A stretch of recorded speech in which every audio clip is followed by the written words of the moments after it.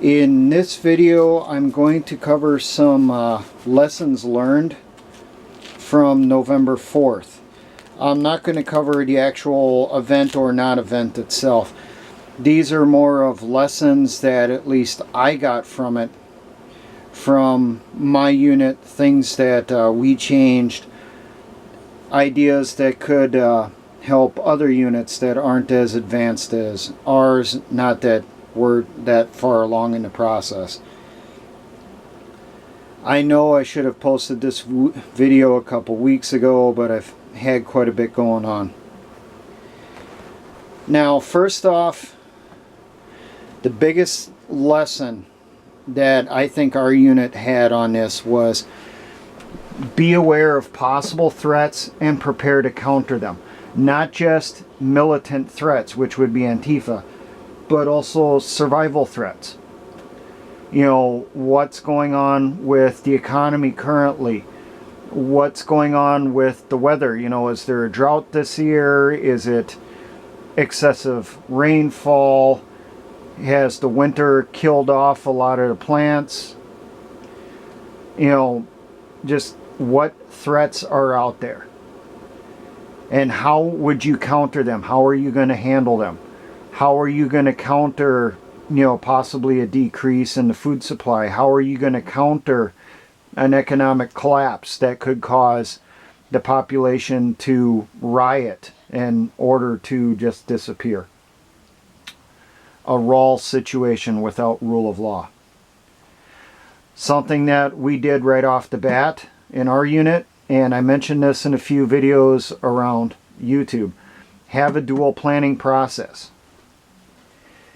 Have plans for if a particular event like November 4th happens, but also a backup plan for if nothing happens at all. You just continue, you know, your operations as normal.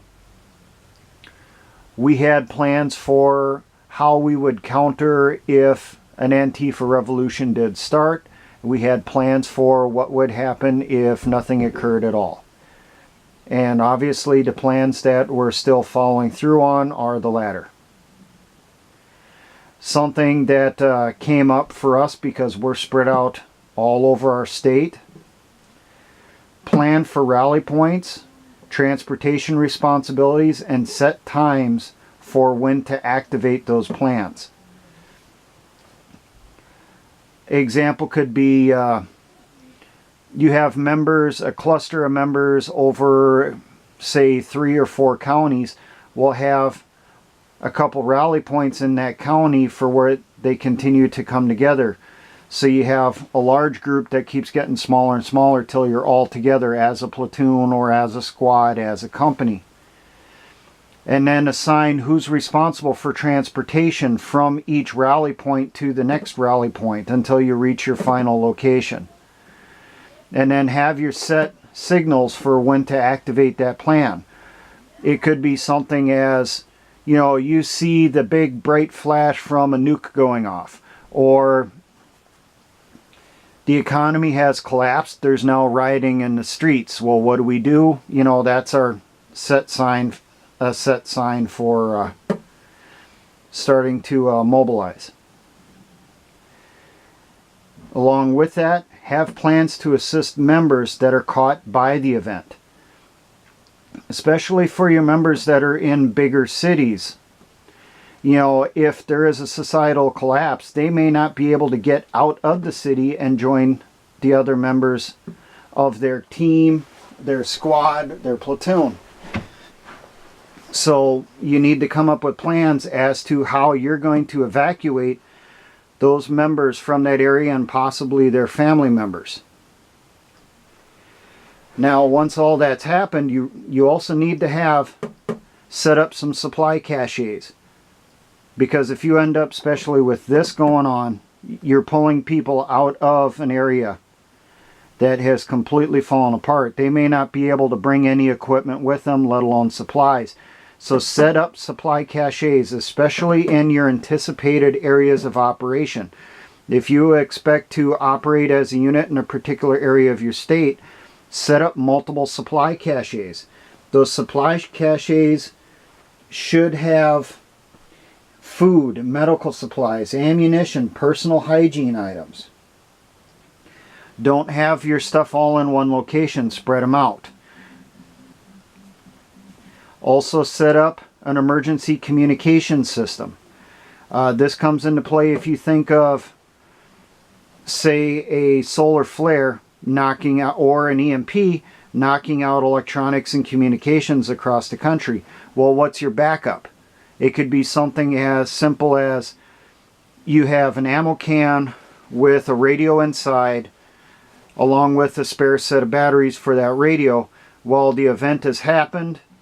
You know that, say, an hour later or 2 hours later, you put your emergency communication system into effect. You set up your long-range antenna, you connect your radio to it, and you start monitoring for orders. You're listening for what guidance is coming down from your leadership. And then also have in there, if nothing comes from your commander or the command module, your command group, what's the backup for that? Who takes charge? You know, what's your contingencies? This is one that caught a lot of our members who never served in the military. Your unit should have a combat packing list. Not just a recommended packing list of items for qualifying to be in a unit, but what should you have on you and with you should you get activated and you have to go to combat. So how much food should you bring? How much additional ammunition? How much additional water? How much additional medical supplies?